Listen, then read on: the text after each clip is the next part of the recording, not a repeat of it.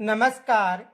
आपके अपने YouTube channel GK Chopra ji में आपका स्वागत है। आज का जो हमारा टॉपिक है वो है भारत की स्थिति। आज हम भारत की स्थिति का अध्ययन करेंगे। तो देखो, यानी जो भारत शब्द का जो उल्लेख है वो सर्वप्रथम पुराणों में मिलता है। जो भारत शब्द है इसका जो उल्लेख है वो हमें सर्वप्रथम कहां पर मिला था? पुराणों में मिला था। तो देखो, भारत शब्द का उल्लेख,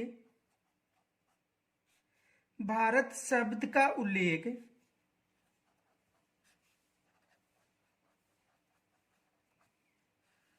भारत शब्द का उल्लेख सर्वप्रथम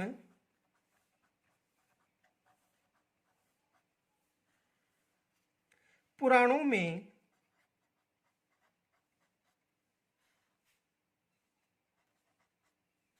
मिला था।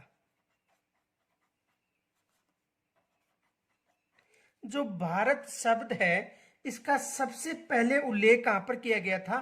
पुराणों में।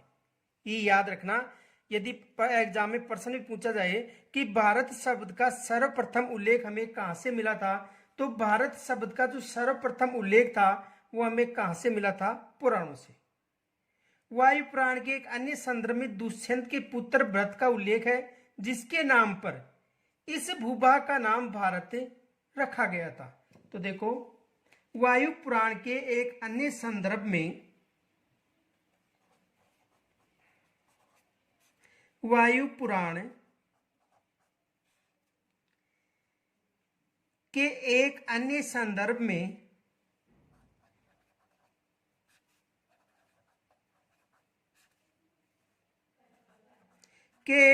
संदर्भ में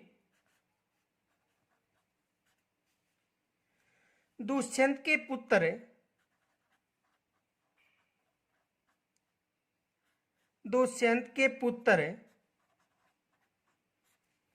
भरत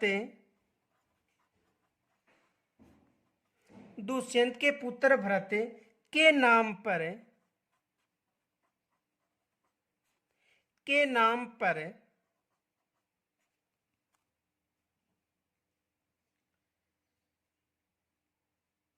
इस भूभाग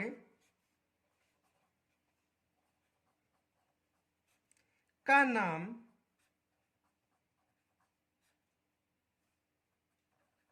भारत पड़ा था।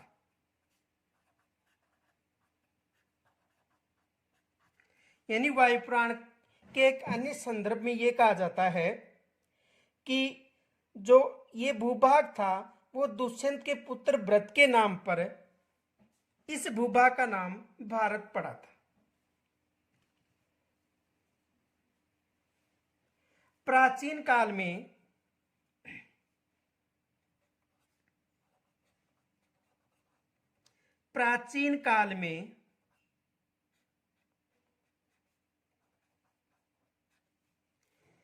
आर्यों की भूमि के कारण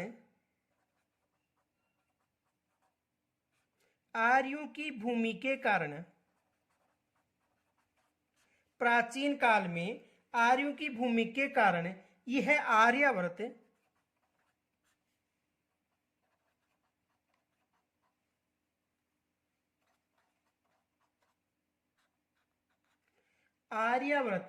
के नाम से जाना जाता था।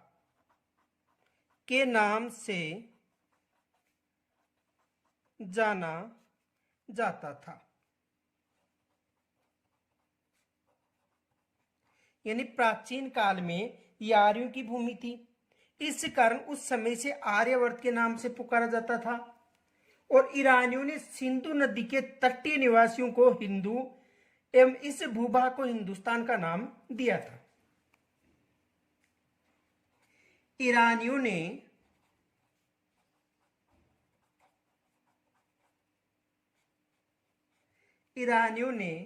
सिंधु नदी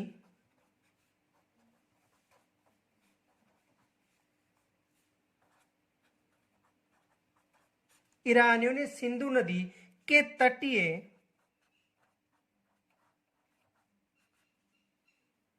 निवासियों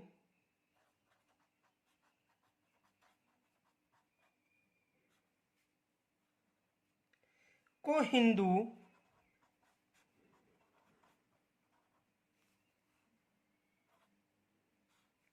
एवं इस भूभाग को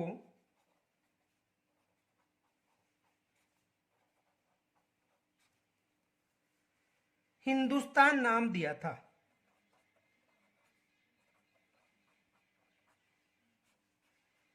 हिंदुस्तान नाम दिया था।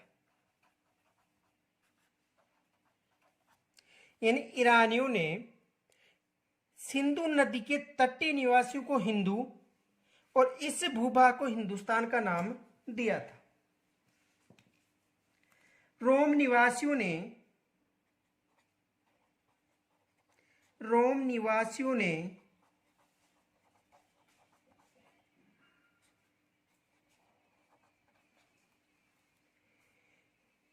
सिंधु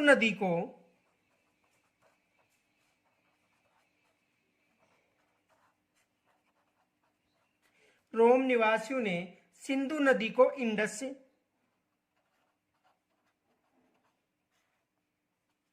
तथा यूनानियों ने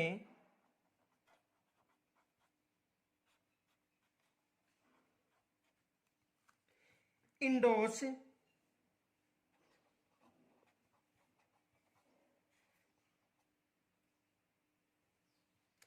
व इस देश को इंडिया कहा था।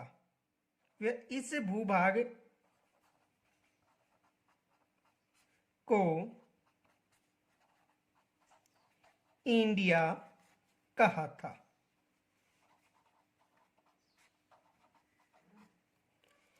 देखो, भारत शब्द का जो उल्लेख सर्वप्रथम पुराणों में मिलता है। उसके बाद में वायु पुराण में जो राजा दुष्यंत का पुत्र भरत था उसके नाम पर इसका भारत नाम पड़ा। प्राचीन काल में यारियों की भूमि थी तो आर्यावर्त कहलाया था। और ईरानियों ने सिंधु नदी के तटीय निवासियों को हिंदू और इस भूभाग को हिंदुस्तान कहा था। रोम निवासियों ने सिंधु को इंडस और यूनानियों ने इंडोस तथा इस भूभाग को इंडिया कहा था। यहां तक समझ में आ गया होगा। इनके अलावा जो भारत का जो संविधान है उस भारत के संविधान में जो प्रस्तावना है उस प्रस्तावना में भारत व इंडिया दो नामों से इसका उल्लेख मिलता है। यानी भारत शब्द का उल्लेख वहां पर कितनी बार हुआ था? 2 बार।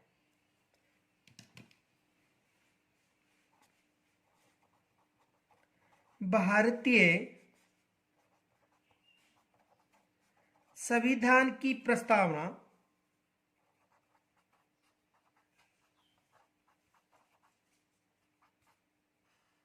में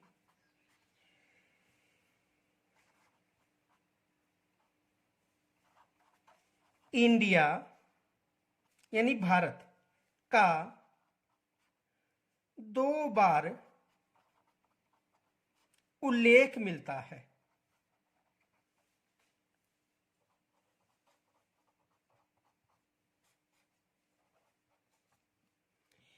जो भारत की जो संविधान की जो प्रस्तावना है उसमें भारत या इंडिया का 2 बार उल्लेख मिलता है। अब देखो, भारत किस गोलार्ध में स्थित है?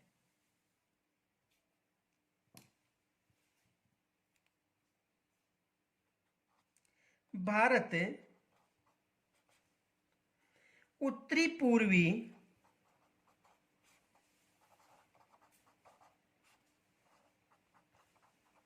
गोलार्ध में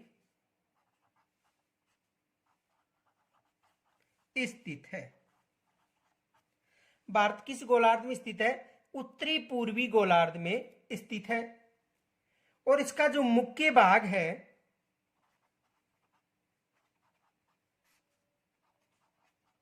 इसका मुख्य भाग 8 डिग्री 4 मिनट 8 डिग्री 4 मिनट उत्तरी अक्षांश से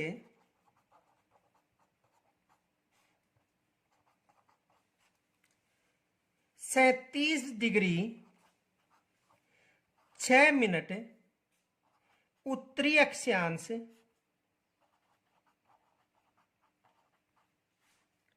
के मध्य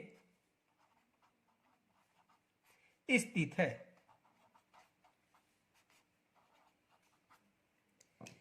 देखो, भारत उत्तरी पूर्वी गोलार्ध में स्थित है। इसका जो मुख्य भाग है, भूभाग है, मुख्य भाग 8 डिग्री 4 मिनट उत्तरी अक्षांश से 37 डिग्री 6 मिनट उत्तरी अक्षांश तथा 68 डिग्री 7 मिनट 68 डिग्री 7 मिनट पूर्वी देशांतर से 97 डिग्री 25 मिनट पूर्वी देशांतर के मध्य स्थित है।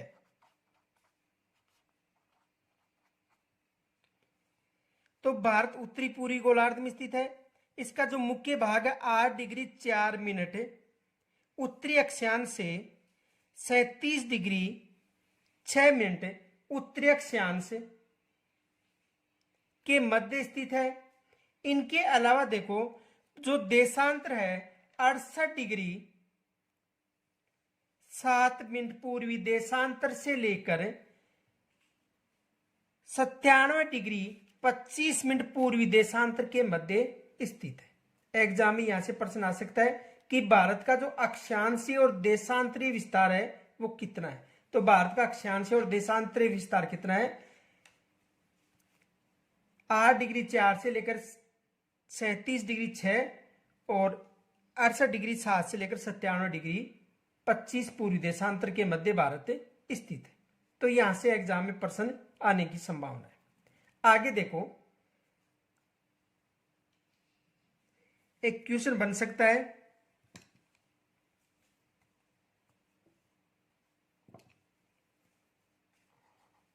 बौद्ध काल में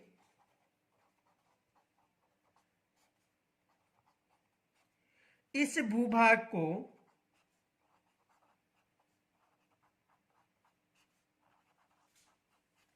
किस नाम से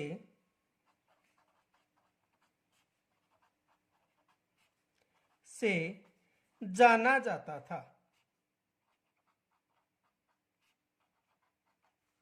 यानी बौद्ध काल में इस भूभाग को किस नाम से जाना जाता था?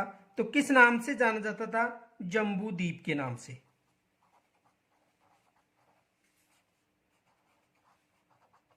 किस नाम से जाना जाता था? जम्बू द्वीप के नाम से जाना जाता था। आगे देखो,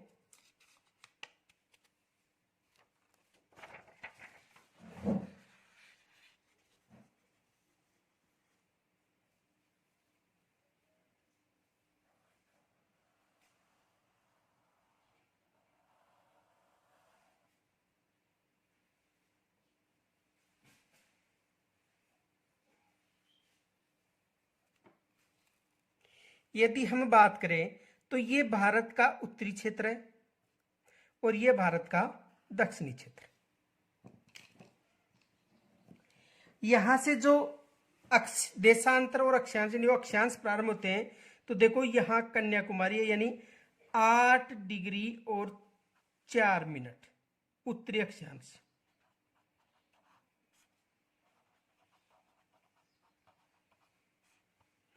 यहां पर जम्मू कश्मीर है, यानी 8 डिग्री 4 उत्तरी अक्षांश से लेकर 37 डिग्री 6 मिनट उत्तरी अक्षांश। 37 डिग्री 6 मिनट उत्तरी अक्षांश के मध्य भारत स्थित है। यदि अक्षांशों की बात करें तो अक्षांश कितना बताना है? 8 डिग्री 4 से लेकर, मुख्य भूमि की बात कर रहे हैं, मुख्य भूमि की जो अक्षांश है 8 डिग्री 4 मिनट। तो 8 डिग्री 4 मिनट से लेकर 37 डिग्री 6 मिनट उत्तरी अक्षांश के मध्य भारत स्थित है। इनके अलावा यदि देशांतर की बात करें तो जो देशांतरी विस्तार है देखो इस क्षेत्र में यहां पर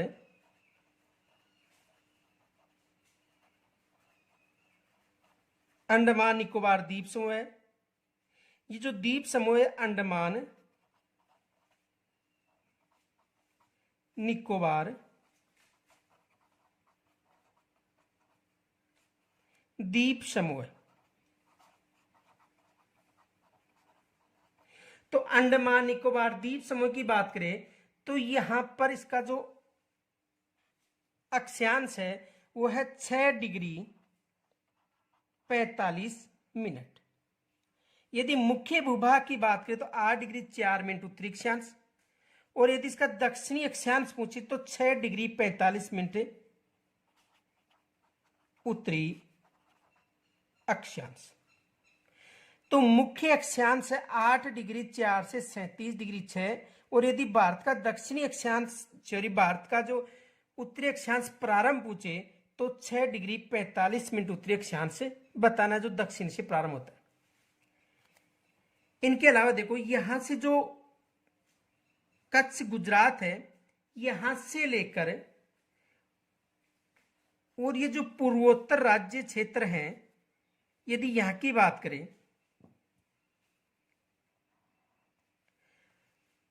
तो 68 डिग्री से लेकर 97 डिग्री के मध्य भारत स्थित है। यानी ये अक्षांश विस्तार और देशांतरी विस्तार 68 से 97 68 से लेकर 97 तक भारत स्थित है। तो 68 डिग्री 7 मिनट से लेकर 97 डिग्री 25 मिनट कौन से देशांतर आएंगे? पूर्वी देशांतर। और ये भी कौन सा देशांतर है? पूर्वी देशांतर के मध्य भारत स्थित है। ये 68 डिग्री 7 और ये 97 डिग्री 25। और देखो अब ये जो भारत की स्थिति है इसमें प्रश्न क्या बन सकता है? पहला प्रश्न तो ये बनेगा, ध्यान से समझो कि मुख्य भूमिका यदि अक्षांश प्रारंभ पूछे तो 8 डिग्री 4 मिनट बताना है, और यदि भारत का जो अक्षांश से प्रारंभ पूछे मुख्य भूमि न दे तो 6 डिग्री 45 मिनट उत्तरी अक्षांश बताना है।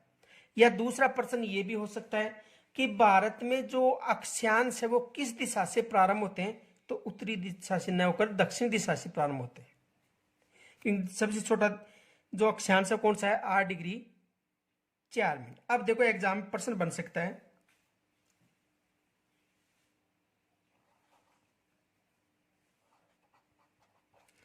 भारत का दक्षिण दिशा से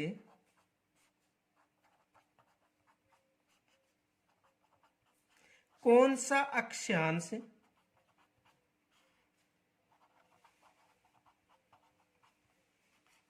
प्रारंभ होता है?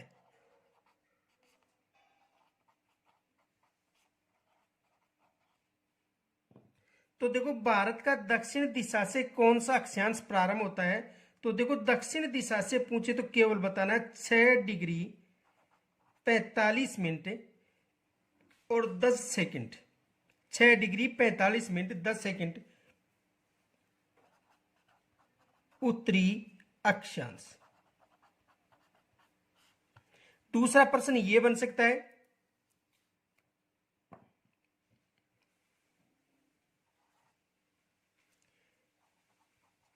भारत की मुख्य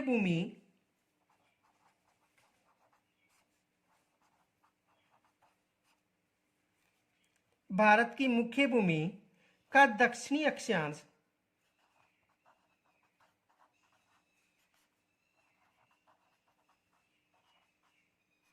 प्रारंभ होता है।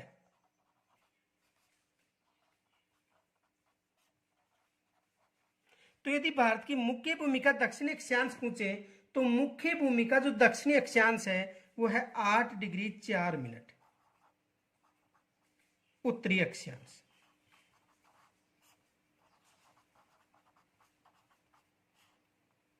यह प्रश्न बन सकता है। देखो भारत का जो अक्षांश से विस्तार 8 डिग्री 4 मिनट से लेकर 37 डिग्री 6 मिनट जो मुख्य भूमि का है, और यदि दक्षिणी पूछे तो अंडमान निकोबार द्वीप समूह 6 डिग्री 45 मिनट उत्तरी अक्षांश से लेकर 37 डिग्री 6 मिनट।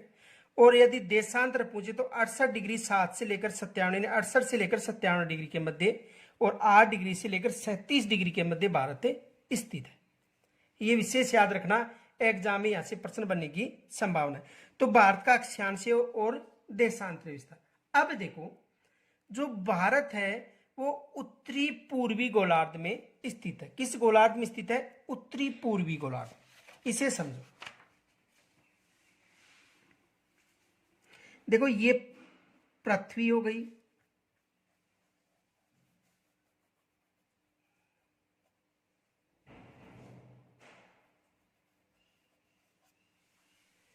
ये पृथ्वी हो गई, और पृथ्वी को दो भागों में जो विभाजित करने वाली रेखा है उत्तरी गोलार्ध और दक्षिणी गोलार्ध।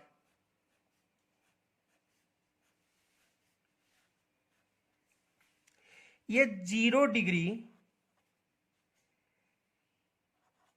उत्तरी अक्षांश, इसे 0 डिग्री उत्तरी अक्षांश बोलते हैं, या भूमध्य रेखा, भूमध्य रेखा या विषुवत रेखा।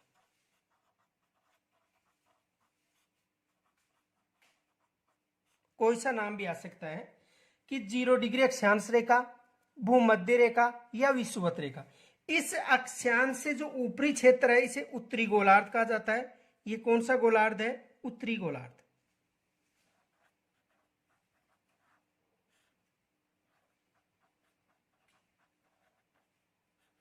और ये कौन सा गोलार्ध है? दक्षिणी गोलार्ध।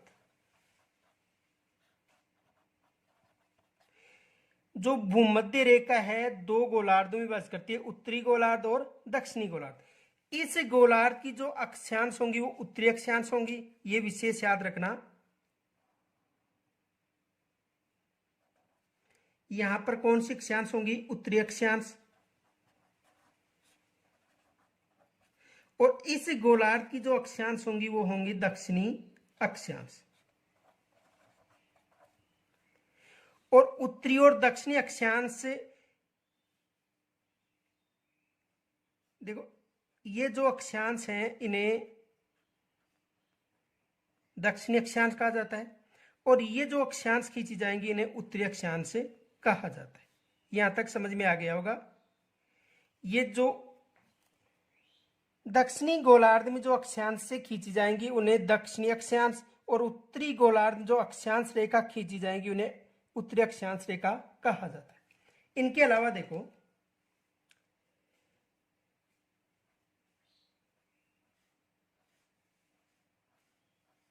ये जो रेखा है ब्रिटेन के ग्रीनविच शहर से गुजरती है, जिसे 0 डिग्री देशांतर कहा जाता है, या विश्व मानक समय रेखा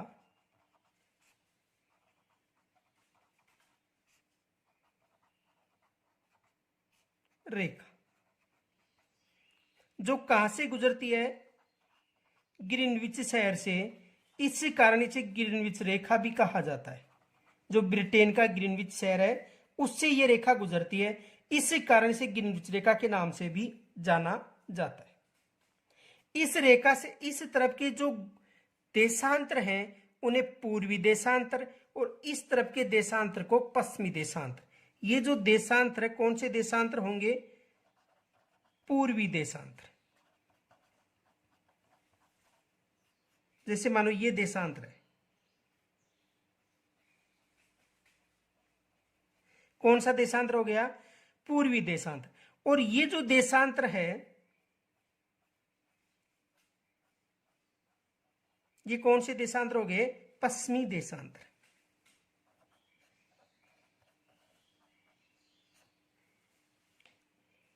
तो 0 डिग्री से इस तरफ के पूर्वी देशांतर, इस तरफ के पश्चिमी देशांतर। देखो, यहां पर जो दिशा है ये उत्तर दिशा हो गई, ये दक्षिण दिशा हो गई, ये पश्चिम दिशा हो गई, और ये कौन सी दिशा हो गई?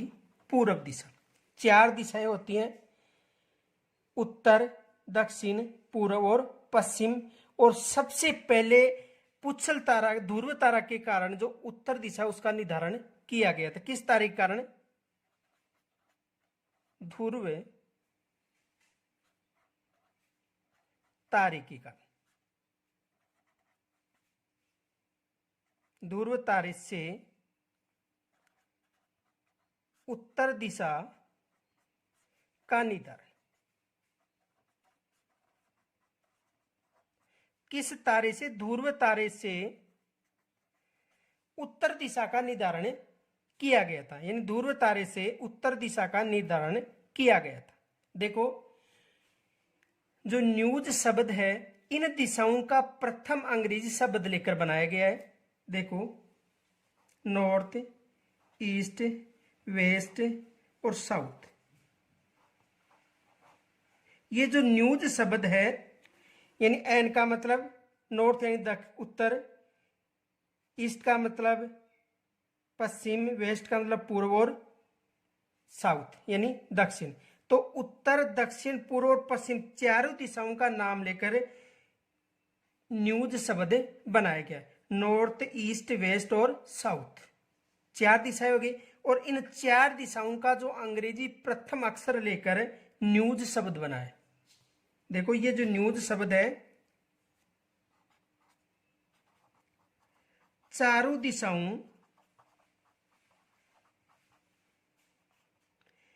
का प्रथम अंग्रेजी वर्ण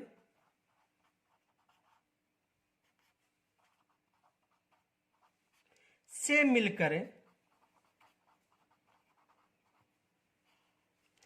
यह शब्द बना है। कौन सा शब्द? NEWS यानी न्यूज बना है। चारों दिशाओं का प्रथम अंग्रेजी जो अक्षर लेकर ये जो शब्द बना है, कौन सा? न्यूज शब्द। तो देखो उत्तर से दक्षिण की तरफ देशांतर और पूर्व से पश्चिम की तरफ कौन सी रेखाएं खींची जाती हैं? अक्षांश रेखाएं खींची जाती हैं। अब देखो भारत यहां पर स्थित है। कौन सा देश स्थित है यहां पर? भारत। यहां पर भारत स्थित होने के कारण किस गोलार्ध में हो गया? उत्तरी पूर्वी गोलार्ध। ये कौन सा गोलार्ध है? उत्तरी। और ये कौन सा हो गया? पूर्वी। इस कारण भारत उत्तरी पूर्वी गोलार्ध में स्थित है। पीछे बताया था कि भारत किस गोलार्ध में स्थित है? उत्तरी पूर्वी गोलार्ध में। तो भारत किस गोलार्ध में स्थित हो गया? उत्तरी पूर्वी गोलार्ध में।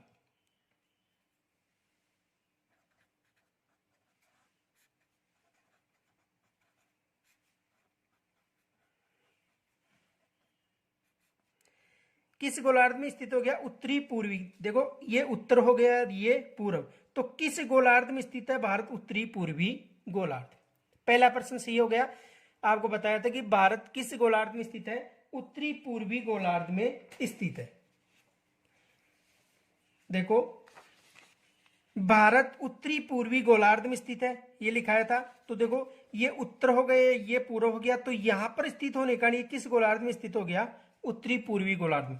दूसरा इसका जो मुख्य भाग था वो 8 डिग्री 4 मिनट उत्तरी अक्षांश से 37 डिग्री 6, जो पीछे समझा दिया था कि 8 डिग्री 4 से, देखो 8 डिग्री 4 से 37 डिग्री 6 और 68 डिग्री 7 से 97 डिग्री 25 पूर्वी देशांतर के मध्य स्थित है। अब देखो उत्तरी गोलार्ध का मतलब, देखो इस अक्षांश से जब ऊपर चलेंगे तो यहां पर जो अक्षांश आएगी वो है 8 डिग्री 4 मिनट से लेकर 37 डिग्री 6 मिनट। अब बताओ ये उत्तरी अक्षांश हो गए दोनों। तो उत्तरी अक्षांश में ही भारत का विस्तार है। और यहां से लेकर यहां तक जो देशांतर है, जैसे मान लो ये जो देशांतर है, ये देशांतर 68 डिग्री 7 मिनट और ये देशांतर हो गया 97 डिग्री 25 मिनट। ये तो कौन सा देशांतर हो गया? 97 डिग्री 25 मिनट। और ये देशांतर कौन सा हो गया? 68 डिग्री 7 मिनट। तो देखो भारत 68 डिग्री 7, यानी ये इस क्षेत्र, इस रेखा से इस तरफ के जो देशांतर है, पूर्वी देशांतर होंगे इस रेखा से इस तरफ के। तो ये भी पूर्वी देशांतर, ये भी पूर्वी देशांतर। इस रेखा से ऊपर उत्तरी अक्षांश होंगे तो ये भी उत्तरी अक्षांश और ये भी उत्तरी अक्षांश। तो भारत केवल उत्तरी अक्षांश और पूर्वी देशांतर में स्थित है, इस कारण उत्तरी पूर्वी गोलार्ध में भारत स्थित। अब देखो एग्जाम में प्रश्न और भी बन सकता है।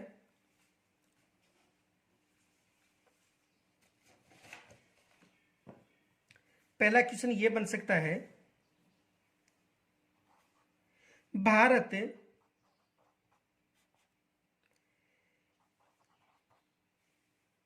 किन देशांतरों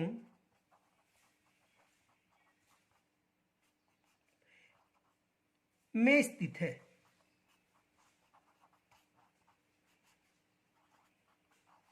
भारत किन देशांतरों में स्थित है? तो देखो दो ही देशांतर हो गए, तो पश्चिमी देशांतर और एक पूर्वी। जैसे ए में मिल गया आपको पश्चिमी देशांतर और ब में मिल गया पूर्वी देशांतर। तो भारत इस रेखा से इस तरफ है, यानी किस देशांतर में? पूर्वी देशांतर में। तो भारत किस देशांतर में स्थित है? पूर्वी देशांतर। और यदि अक्षांश की बात करें,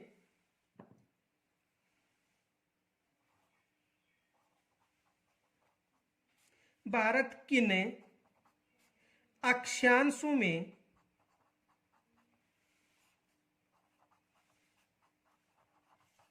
स्थित है? भारत किन अक्षांशों में स्थित है? तो देखो ए में मिल गया आपको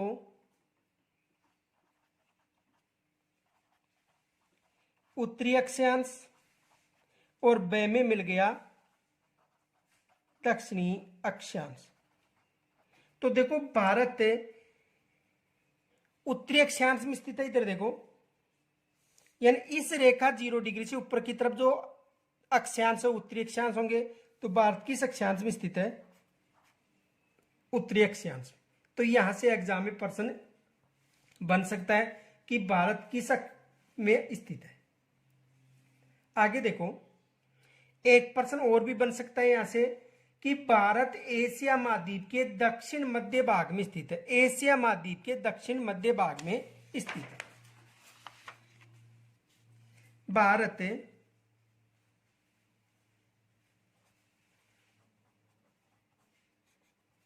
एशिया महाद्वीप के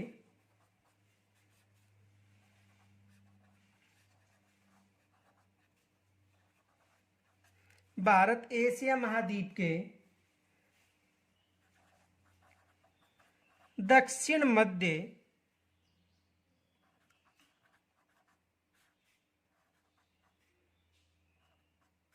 भाग में स्थित है।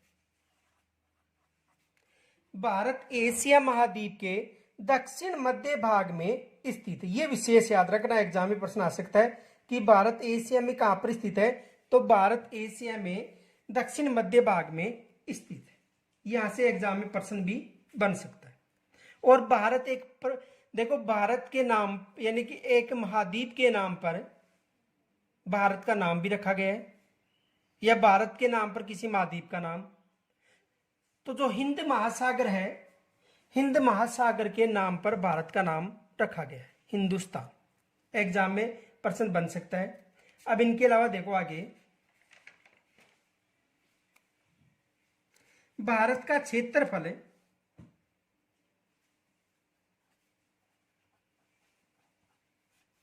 भारत का क्षेत्रफल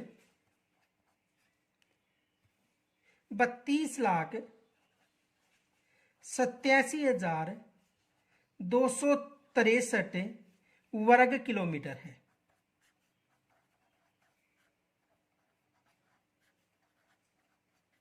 जो भारत का क्षेत्रफल है 32,87,263 वर्ग किलोमीटर है।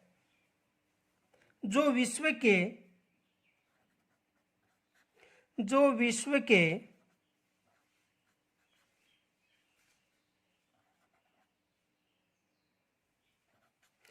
जो विश्व के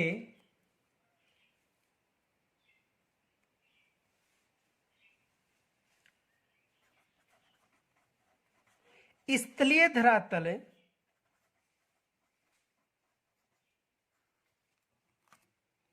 का 2.4% भाग है।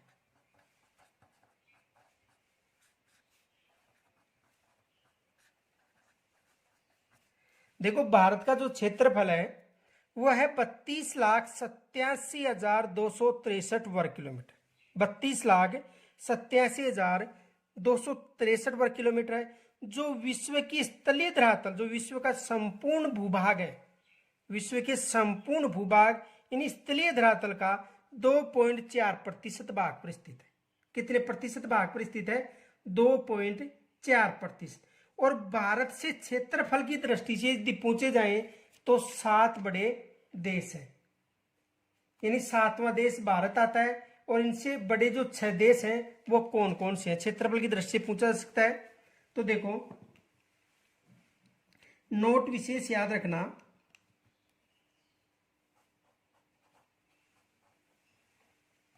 जो भारत से बड़े देश हैं क्षेत्रफल में, तो देखो सबसे पहले आता है रूस। और रूस का जो क्षेत्रफल है, कुल भूभाग का 17.09, यानी प्रति 10 लाख वर्ग किलोमीटर।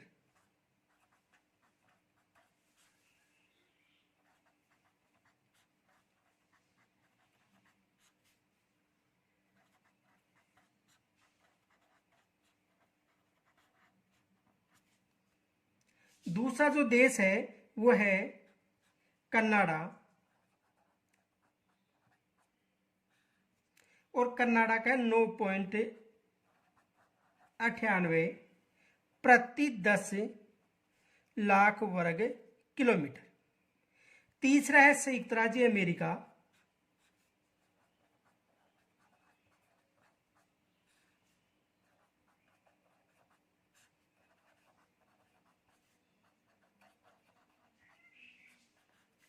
तीसरा है संयुक्त राज्य अमेरिका और 9.83 लाख, 9.83 लाख प्रति 10,000 वर्ग किलोमीटर।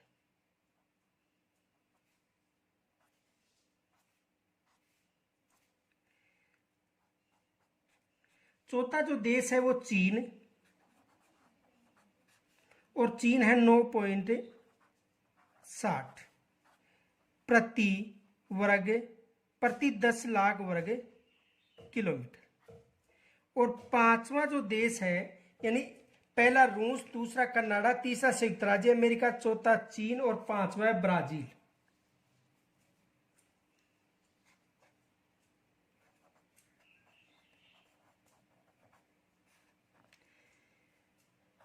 आठ 8.51 प्रति 10 लाख वर्ग किलोमीटर। और छठवां जो देश है वो है ऑस्ट्रेलिया।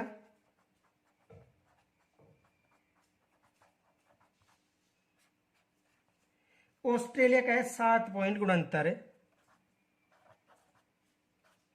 प्रति 10 लाख वर्ग किलोमीटर। और फिर आता है 7वां नंबर पर भारत। और भारत का है 3.28 प्रति 10 लाख वर्ग किलोमीटर। तो भारत से बड़े कितने देश हो गए? 6 देश। भारत से बड़े कितने देश हो गए? 6 देश। ये विशेष याद रखना। अब देखो, ऑस्ट्रेलिया एक देश भी है और महाद्वीप भी, ये भी याद रखना। ऑस्ट्रेलिया एक देश भी है और महाद्वीप भी है। वो आपको कंफ्यूज करने के लिए ये भी पूछ सकता है कि भारत से सबसे बड़ा महाद्वीप कौन सा है। तो जितने भी महाद्वीप हैं भारत से सबसे बड़े, भारत से बड़े हैं, क्योंकि ऑस्ट्रेलिया तो बड़ा है ही, लेकिन एशिया भी बड़ा है, यूरोप भी बड़ा है, अफ्रीका भी बड़ा है, उत्तरी अमेरिका भी बड़ा है, दक्षिणी अमेरिका भी। तो कहने का मतलब वहां पर केवल ऑस्ट्रेलिया पर ध्यान मत देना, ये देश भी है और महाद्वीप भी है। अब देखो, एग्जाम में ये भी पूछा जा सकता है कि भारत से जस्ट बड़ा, भारत से जस्ट छोटा जो देश है वो कौन सा है। तो देखो, 7 के बाद में देखो 8वां स्थान अर्जेंटीना का है।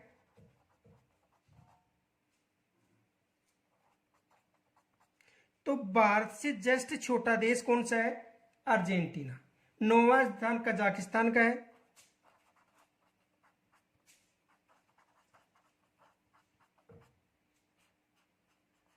9वां स्थान किसका है? कजाकिस्तान का। और 10वां जो स्थान है वो अल्जीरिया का है।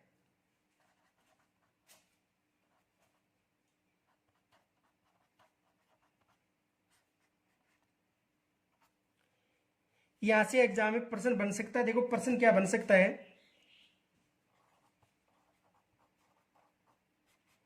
भारत से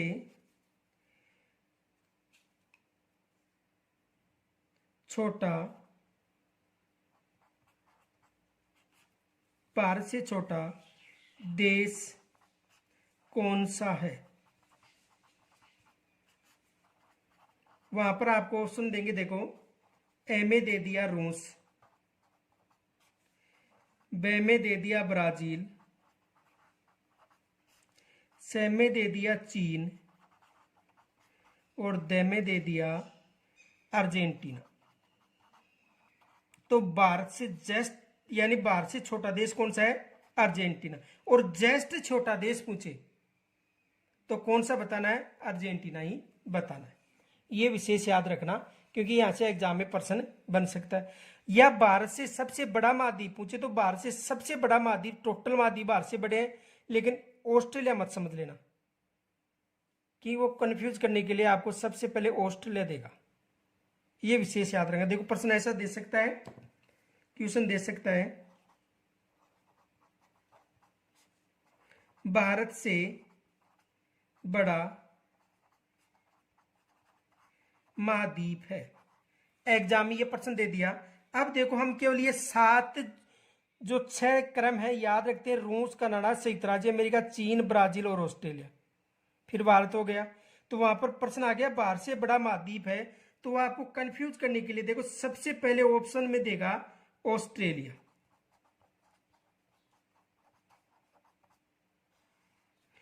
बे में देगा एशिया, से में देगा यूरोप और द में देगा सभी।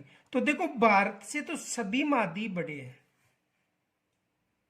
लेकिन उस समय क्षेत्रफल की दृष्टि से ये देश याद रखने के कारण अधिकतर ऑस्ट्रेलिया पर ध्यान आकर्षित करते हैं। लेकिन ऑस्ट्रेलिया, एशिया, यूरोप सभी महाद्वीप भारत से बड़े हैं, ये विशेष याद रखना, न कि ऑस्ट्रेलिया। भारत से जस्ट छोटा देश पूछा जा सकता है, तो भारत से जस्ट छोटा देश कौन सा आएगा? अर्जेंटीना। ये विशेष याद रखना। यहां तक यदि कोई समस्या हो तो कमेंट्स के द्वारा जरूर बताना। धन्यवाद।